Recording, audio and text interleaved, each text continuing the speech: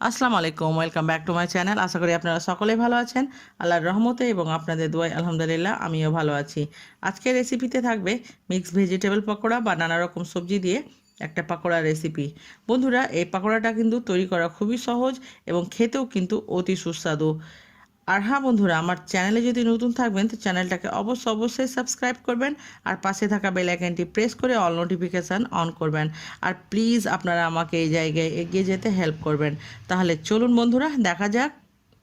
এখানে নিয়েছি আমি বেশ কিছুটা ধনেপাতা কুচো। যেহেতু ধনেপাতার সিজন, সেজন্য আমি ধনেপাতাটা একটু বেশি করে নিয়েছি। তারপরে নিয়েছি ক্যাপসিকাম কুচি, একটা বড় সাইজের পেঁয়াজ কুচি, গাজর কুচি, আলু কুচি, তারপরে নিয়েছি আদা কুচি এবং ঝালের জন্য কাঁচা লঙ্কা কুচি। এখানে আছে ফুলকপি কুচো। এবার আমি গাজর এবং আলুটাকে এরকম গ্রেটারের সাহায্যে গ্রেট করে নিয়েছি। আপনারাও পারলে গ্রেট করে নেবেন।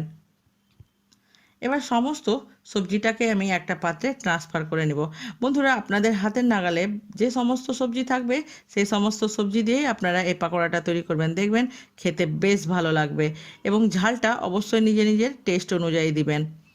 আপনারা যে যেরকম ঝাল খাবেন সেই অনুযায়ী এখানে কাঁচা লঙ্কাটা অ্যাড করবেন। আর দেখতে পাচ্ছেন আমি আদাটাকে কিভাবে কুচো করে নিয়েছি। আদাটাকে কুচো করে দিলে কি হবে, স্বাদটা বেশ খেতে ভালো লাগবে। সমস্ত সবজি ট্রান্সফার করা হয়ে গেছে। এবার আমি হাতের সাহায্যে একটু সবজিগুলোকে ভালোভাবে মেখে নিব। মাখা হয়ে গেলে এখানে আমি দিয়ে দিব স্বাদ মতো লবণ। লবণটা দিয়ে আমি এই সবজিটিকে আবারও ভালোভাবে মেখে নিব এবং মাখানো হয়ে গেলে আমি ঢাকা দিয়ে এটাকে 5 থেকে 7 মিনিটের জন্য ছেড়ে দিব। 5 থেকে 7 মিনিট পরে ফিরে এলাম। বন্ধুরা, এই পর্যায়ে দেখতে পাবেন যে আপনারা সবজি থেকে অনেকটাই জল ছাড়ছে। এই জলটা ছাড়ালে আপনাদের সবজিটা ময়েস্ট হয়ে যাবে এবং ময়েস্ট হয়ে যাওয়ার কারণে আমাকে ডোটা মাখতে কিন্তু খুব সুবিধা হবে। দিয়ে দিলাম হলুদ গুঁড়ো, তারপরে দিয়ে দিলাম গোটা জিরে। এখানে দিয়ে দিব আমি 2 টেবিল চামচের মতো বেসন, তারপরে দিয়ে দিব আমি 1 টেবিল চামচের মতো চালের আটা বা চালের গুঁড়ো। দিয়ে আমি সমস্ত কিছুকেই ভালোভাবে হাত দিয়ে মাখিয়ে নিব। মাখানো হয়ে গেছে, দেখতে পাচ্ছেন সুন্দর একটা শেপে চলে আসছে। মাখানো হয়ে গেলে এটাকে আমাকে সঙ্গে কিন্তু ভেজে নিতে হবে। এটা রেস্টে রাখা যাবে না, রেস্টে রাখলে কিন্তু আবারও জল ছেড়ে দিবে। এখানে আমি চুলোয় কড়াই চাপিয়ে দিয়েছি, কড়াইটা বেশ গরম হয়ে গেছে। দিয়ে দিব পরিমাণ মতো সাদা তেল। যেহেতু এটা ডুবো তেলে ভাজতে হবে সেই জন্য আমাকে তেলটা একটু বেশি পরিমাণে দিতে হবে। তেলটা গরম হয়ে গেছে। এবার আমি হাতে এভাবে নিয়ে একটু চ্যাপটা করে দিয়ে দিব।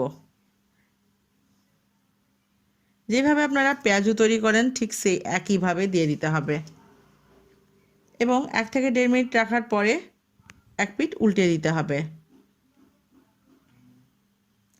এভাবে, যেহেতু উপর পিঠটা কাঁচা আছে সেই জন্য আমাকে খুব সাবধানে এগুলোকে উল্টিয়ে দিতে হবে। বন্ধুরা, আমার রেসিপি যদি আপনাদের কাছে ভালো লাগে তো অবশ্যই একটা লাইক করবেন এবং ফ্যামিলি এবং ফ্রেন্ডসদের সঙ্গে শেয়ার করবেন। হয়ে গেছে, দেখতে পাচ্ছেন এক একটা করে। এবার আমি একটা ছালনিতে উঠিয়ে নিব।